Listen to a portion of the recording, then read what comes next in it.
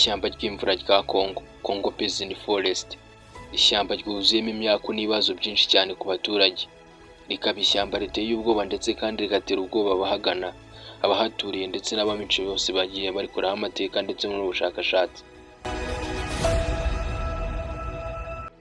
Ubyumve neza ko ibintu babarura bibarizwa muri rino shyamba ari ibintu byinshi kandi biteye ubwoba. Ibiti birya abantu, imyuka mibi ndetse n'imizimu ibarizwa muri rino shyamba, ubwicanyi, ubucukuzi bw'amabuye y'agaciro butemewe, inzoka z'ubwoko bwinshi, inyamaswa z'umumara ndetse zikuzura n'ubugome bwinshi. Muri kino kiganiro tugiye kurambura akantu ku kandi kubibarizwa mu ishyamba rya Congo Basin Forest, ariko kandi nanone twibande ku bikorwa bigenda bikorerwa muri ano mashyamba ya Congo, aho abaturage b'abakongomani bageza no ku rwego bavuga ko ngo Congo ari igihugu cyarambiranye, cyangwa se bakavuga ko ngo iyi Congo bifuje kuyivamo. Byose ugiye kubisanga hano kuri LZTV Media. Naho njye uteze amatwi nitwa Eddie LZD Action King. Nimba ari ubwa mbere ugeze kuri uno muyoboro mugari gukorerwaho ibyegeranyo ndetse ukanyuzwaho ibiganiro n'amakuru utasanga ahandi, kanda subscribe. Ikaze. Munyemerere duhere ku myuka mibi n'imizimu ivugwa mu ishyamba rya Congo. Abaturage b'abakongomani ndetse n'abandi bose bagana Congo bagenda babyirahira bavuga ko ibyo basanze iyo bidasanzwe, ndetse no kuba wabwira abahagana ngo basubire mu ishyamba rya Congo byose bihindura isura ndetse bikanateza ibibazo. Ibyo byose nubwo bimeze gutyo, Perezida wa Repubulika ya Demokarasi ya Congo Felix Antoine Tshisekedi Tshilombo yatangaje yuko ngo azazana umutekano wa Congo, ariko benshi bakavuga ko ibyo ngibyo ari nko kwikina bakanamuseka. Ino myuka mibi ibarizwa mu burasirazuba bwa Congo. Uyu munsi wa none nimunyemerere twibande ku bisa nk'imizimu ibarizwa mu ishyamba rya Congo. Uyu munsi muri kino kiganiro twifuza kuzabaha episode 3 zose. Turifuza kuzabakorera ku kijyanye n'inyamaswa zibarirwa muri rino shyamba, ibiti by'amayobera, ubwicanyi ndetse n'ubucukuzi bikorerwa muri rino shyamba. Gusa uyu munsi wa none ntitugiye kwibanda ku nyamaswa cyangwa se ngo twibande ku bikorerwa muri rino shyamba, ubucukuzi bw'amabuye y'agaciro butemewe n'amategeko cyangwa se ibindi bikorwa bibera muri rino shyamba. Ahubwo uyu munsi wa none nimunyemerere twese twibande ku kijyanye n'imyuka mibi, amadayimoni cyangwa se imizimu ibarizwa mu ishyamba rya Congo. Aha ngaha ni naho hacumbitse ubwoba bw'ikiremwamuntu mu isi. Ubyumve neza ko umukongomani wese aho ava akagera ahora yikanga ndetse akanagira ubwoba bitewe n'ibibera muri rino shyamba. Amashyamba ya Congo, Ituri, Salonga na Maiko ni amwe mu mashyamba yumvikanyemo ibintu bitandukanye kandi bitangaje. Humvikanyemo imyuka mibi ndetse hagaragaramo n'ibimwe mu bimenyetso bigaragaza ko haba amadayimoni. Gusa nubwo benshi bemeza ko habarizwa imizimu, ntabwo ari ibintu byemejwe ku ruhando mpuzamahanga cyangwa se ngo mu bushakashatsi bw'isi ukonfirme kuko ko habarizwa amagini. Amwe mu majwi ahabarizwa harimo n'aya ngaya uri kwiyumvira n'amatwi yawe. Ayo majwi akubiyemo gutaka k'umuntu utaboneka, ijwi rimeze nk'iry'umwana uri kurira hagati mu ishyamba.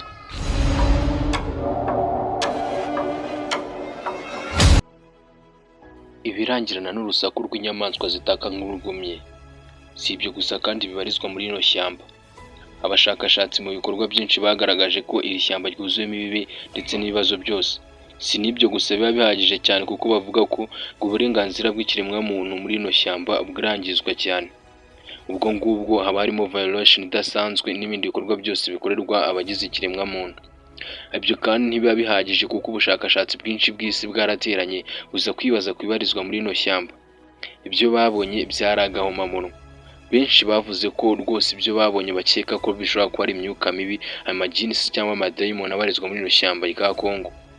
Amashyamba ya Ituri, Salonga na Maiko ni amwe mu mashyamba buri munsi abayaturiye bagenda bavuga ko abatera ubwoba. Uretse kuba habarizwamo ibintu bidasanzwe byinshi ndetse n'amagana, havugirwamo n'ibindi bikorwa bitandukanye.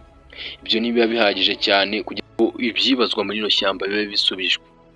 Ubyumve neza ko n'abarituriye nabo bavuga ko ribatera ubwoba. Hari benshi bemeje ko ngo ibibarizwa muri rino shyamba bifite inkomoko y'imico ya kera cyangwa se ibijyanye n'ibya gakondo. Ntibiba bihagije gusa ngo kandi ibisobanuro by'ibivugira muri rino shyamba birangire cyangwa se ngo byemezwe, kuko hari benshi bemeza ko bimwe mu bibera muri rino shyamba ari bimwe mu bintu biteye ubwoba. Ibyo kuba biteye ubwoba byavuye ahubwo hazaho ibindi bibazo bibakururira: kwikanga ndetse no kurwara ihahamuka. kugira ubwoba mu bana batoya ndetse no gukura bafitiye bimwe mu bintu bikanga, bimwe mu bikoresho ndetse n'ibindi byose nk'amabuye y'agaciro cyangwa se ibindi bikorwa nk'imiti cyangwa se n'ibindi byose bakenera muri rino shyamba, batinya kujya kuvanamo bitewe n'uko baba bafite ubwoba bwo kuba bahura n'ibibera hano. Benshi bemeza ko ari ubupfu ndetse no kwicwa kw'abantu baba bashimutwa cyangwa se ngo batangwamo ibitambiko zimwe. Hari benshi bemeje ko ngo hashobora kuba hari inzira ijya ikuzimu cyane kuko rwose nta n'umuntu n'umwe hano watinyuka kuhareba ngo arebe ibihabera cyangwa se ngo yinjiremo abashe kumenya nimba koko ibyo bavuga ari ukuri. Haratinyitse cyane pe, nawe ndi kubyumva ntiwajyayo. Uretse no kuba kandi hameze gutya, ni ibintu byinshi cyane byagora abantu kugira ngo biyumvishe kuba bajya muri rino shyamba.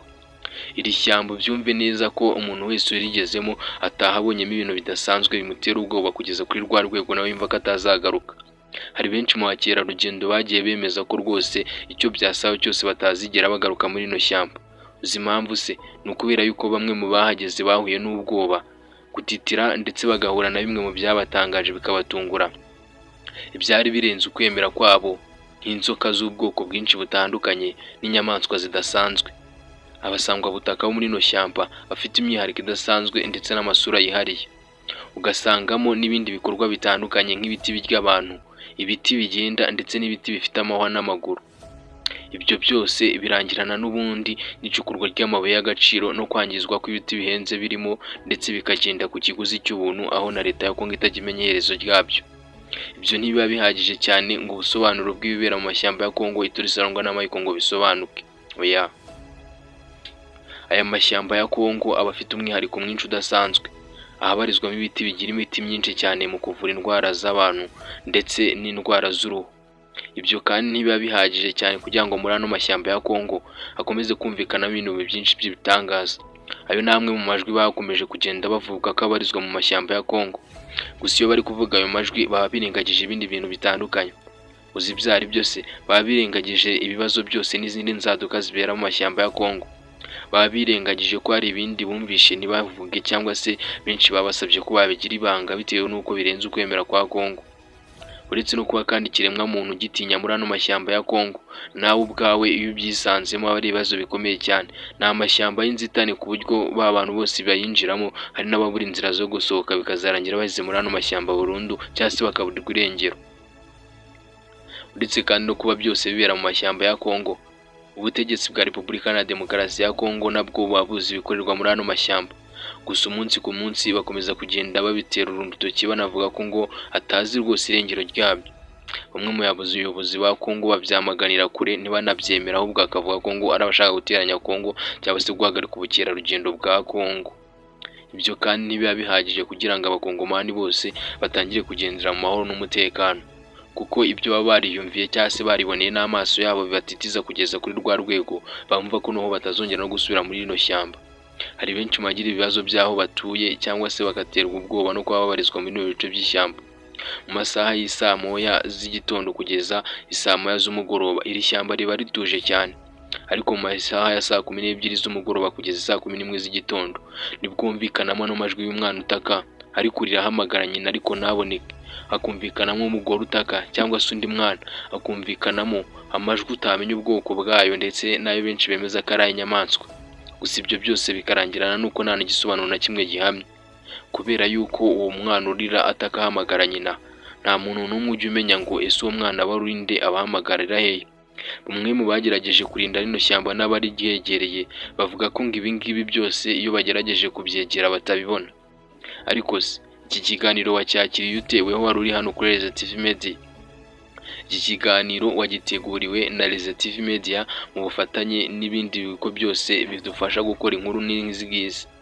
Niyo mpamvu ngusaba gukanda subscribe kugira ngo uzajye ugerwaho n'amakuru meza ndetse mashyashya aho uherereye hose. Gukanda subscribe rero niyo nzira nziza kugira ngo uzajye ubona ibiganiro byacu ugezwaho nanjye Eddie Elise. Ubundi reka mbabwire ngo mwakoze kubana nanjye muri kino kiganiro, kandi ibiganiro byacu nakagaruka.